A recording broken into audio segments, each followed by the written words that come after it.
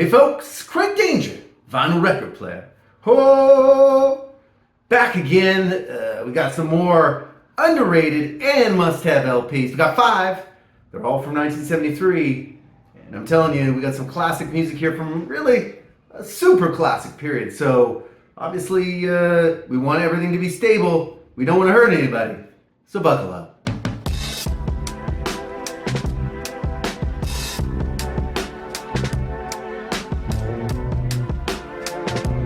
And we're back, and yeah, just gonna do, not gonna shine a big spotlight in my face today. We're gonna see if we can do this with some natural light action. We're middle of summer here, friends, middle of summer. So yeah, let's get going here with these, deeply underrated LPs from 1973. That's right. Yep, I said it. I'm saying it right now. I'm talking about, of course, Goat's Head Soup. The Rolling Stones from 1973. I know what you're saying. You're saying, is there really an underrated Rolling Stones album? And yes, I would say this one is. And that's mainly because, well, it followed Exile on Main Street, probably one of their most rated, and I'm going to say fantastic LPs of all time. But this one, very interesting LP. I'm not going to say much about the cover art. The cover art could be a little better. It kind of looks like everyone's kind of wearing a bit of a pantyhose robbery mask. But again, it's not the packaging we're interested in. It's the music. And this album, really good album. Really kind of muddy sounding. Really kind of dark. What's really interesting about this album too is that it was actually recorded in Jamaica, which there's no bubbly island vibes on this one. This is all just dark, sort of along the lines of a Gimme Shelter sort of quality of production, where I'm not going to say that things sound like they're being played backwards underwater like Gimme Shelter, but I will say, wow, there's some real dark and doomy sounds on this one. Of course, you've got the hits. You had Do Do Do, Heartbreaker, Angie was the big one on this one, but that's not even really it. There's a lot of really good ones. Can You Hear the Music? Silver Train. This album is very, very good. One of the last LPs actually with noted guitarists, in my opinion, the best of the Rolling Stones sort of lead rhythm guitarists. I'm talking, of course, about Mick Taylor. Mick Taylor is still on this one. Unfortunately, he would leave after the next album. It's only rock and roll with a heroin addiction. Apparently this one also, last LP produced by Jimmy Miller, who basically produced all of the records from kind of that key period from about 68, from about Beggar's Banquet to basically about, Goat's Head Soup. And you know what? I still think that this is a cooking album. Why did Jimmy Miller leave? Well, hey, hanging out with the Stones, you're just simply going to get addicted to drugs. I mean, it is what it is. That apparently has happened. But anyway, this album, like I say, always really underrated. People never really see it as kind of a quality piece of work. And certainly when you compare it to something like Let It Bleed or Exile or Beggar's Banquet or, anything in that era, Sticky Fingers. All right, okay, it's not the same album. It's not the same level of quality. But again, I still think it's a fantastic album. And really, this is not like 80s Rolling Stones. This is still very quality stuff. As a matter of fact, one of the outtakes on this album would later appear, a couple of the outtakes actually, but I know one specifically would appear on Tattoo You in the 80s. Waiting on a Friend was actually recorded during this session as well. But again, Mick Taylor is all over this, and man, what a guitarist. And really great album. Ends with Star Star, which is kind of a classic riff on a Chuck Berry kind of sound. And yeah, it's just a fun old album. So if you do get the opportunity to hear this one, you should check it out. This is one of those ones, like I say, it always kind of gets passed by. And I think, if you're talking about early 1970s Rolling Stones, Mick Taylor Rolling Stones, you can't go wrong. You just can't. So Goat's Head Soup, 1973, underrated. I know, it's the Rolling Stones. Are they ever really underrated? Maybe not. But in this case, I believe with this one, they are produced by Jimmy Miller. Really good one. One of course, 5 underrated and also must-have LPs. And just wanted to thank everybody again for liking and subscribing. It super helps the channel. I'm up above 1,000 subscribers. I got people watching me. My mom is proud. Okay, my mom is proud. But whatever the case, like I say, thank you everybody for watching, and especially people for commenting. Again, if you have any underrated classics for 1973, put them in the comments. Always love that stuff. There's some super knowledgeable people watching me. I'm in awe. I'm in awe of the audience. What am I going to say? But again, thanks everyone for, helping me with the channel, watching, liking, and subscribing. What can I say? You're just the best. And of course, we'll go to this one. You knew I was going to go here again. Yep, absolutely. I'm going to go with who's the most underrated soul man in the 1970s? Who's that? Is that Willie Hutch? Yes, it is. Yes, it is. It just simply is. This is Willie's third LP, the first on the Motown label. This, of course, is Fully Exposed from 1973. That year, this kind of represents the beginning of a really broadly creative period for Willie Hutch.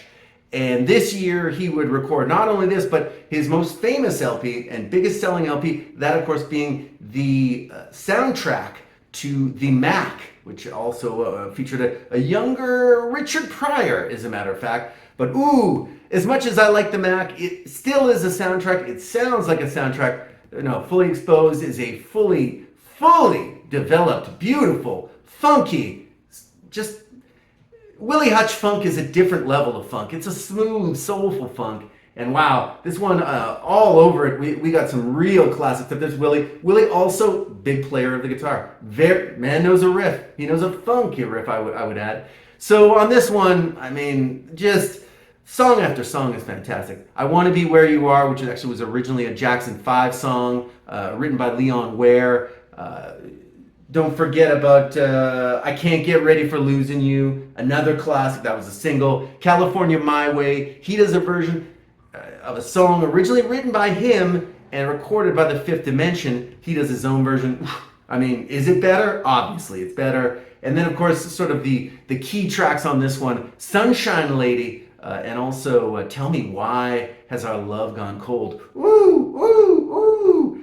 Lazy Boo out for Tell Me Why Has Our Love Gone Cold. I'm telling you, this song is absolutely funky and amazing, sampled by many rappers, but specifically a rap group called 3-6 Mafia, which, woo, that was the first time I ever heard it, but again, the original song, Tell Me Why Is Our Love Gone Cold, absolutely fantastic. This is a masterpiece. I continue to say it's a masterpiece. So of course, it's a promo version that I got. Again, did not sell a lot of records. Willie was, again, part of that infamous second tier of Motown artists that basically kind of went nowhere. Because if you weren't on the first tier in Motown, the promo was not there for you. And it is a true shame. Basically, what happened with Willie is that he recorded a couple albums. Of course, I mentioned in the 1969 video, I did mention his debut LP, The Soul Portrait on RCA. That would be his first. He recorded a second on RCA, got no traction there, went over to Motown after he basically helped co-write what song?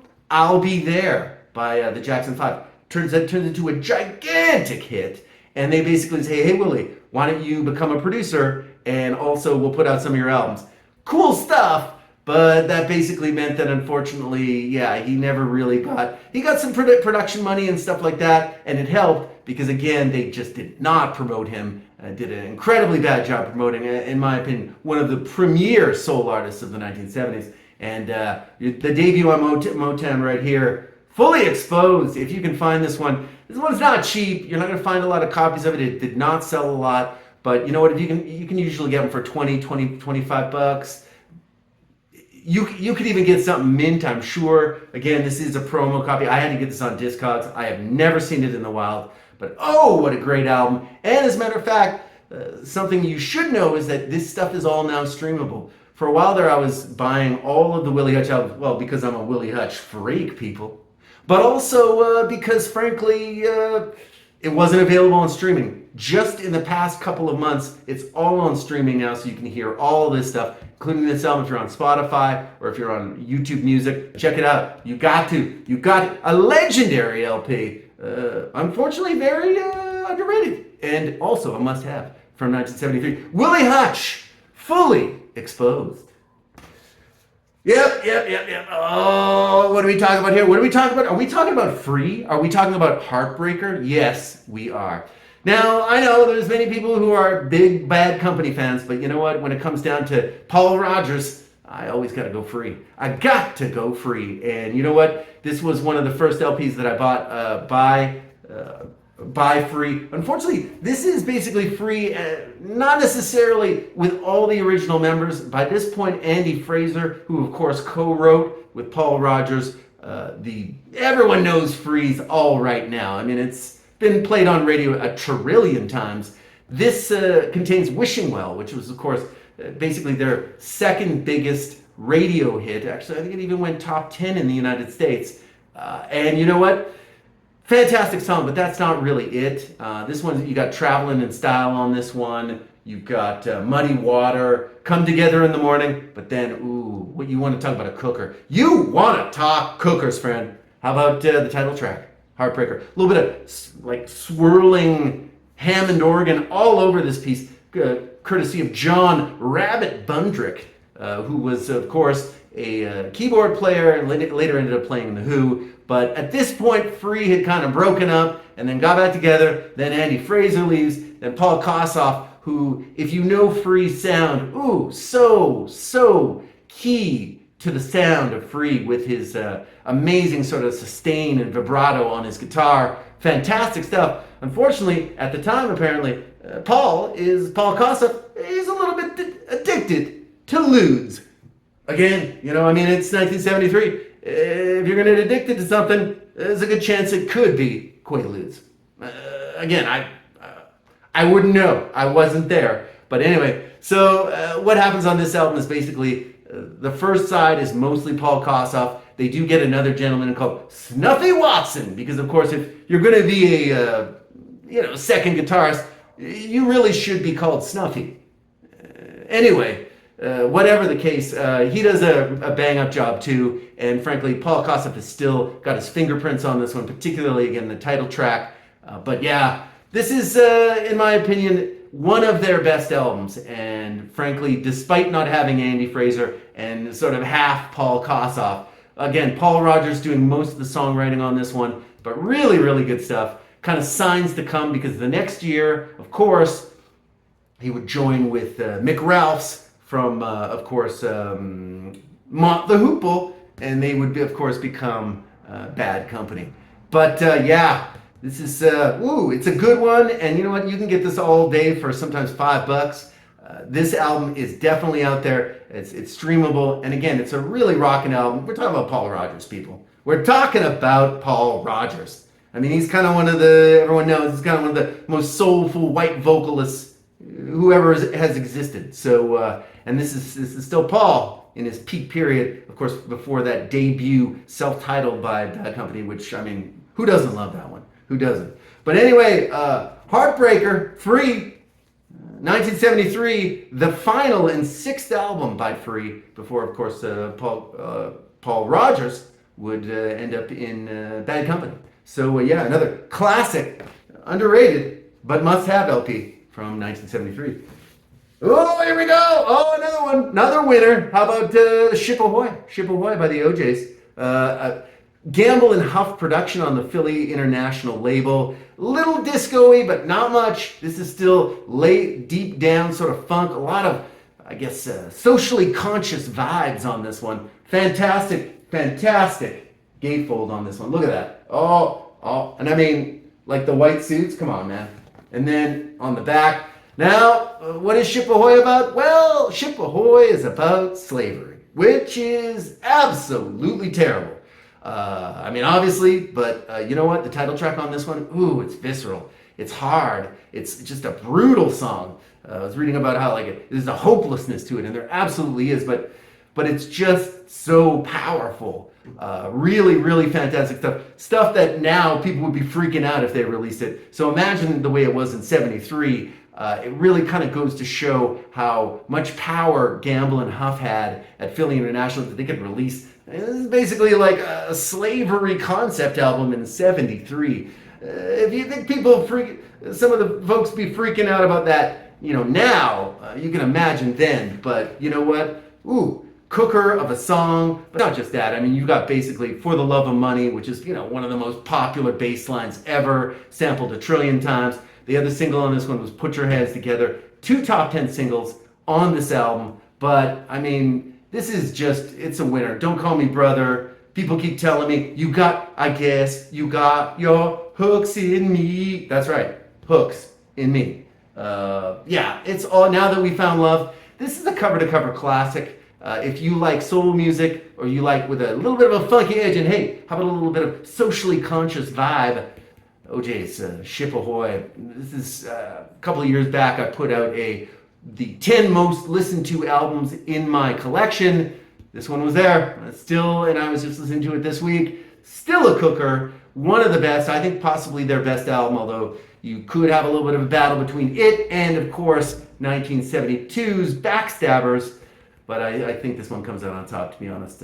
Classic, really, really dark subject matter, but at the same time, the rest of the song's very light and up. But Ship Ahoy, ooh, has to be heard to really be understood. And wow, what a great song from a great album.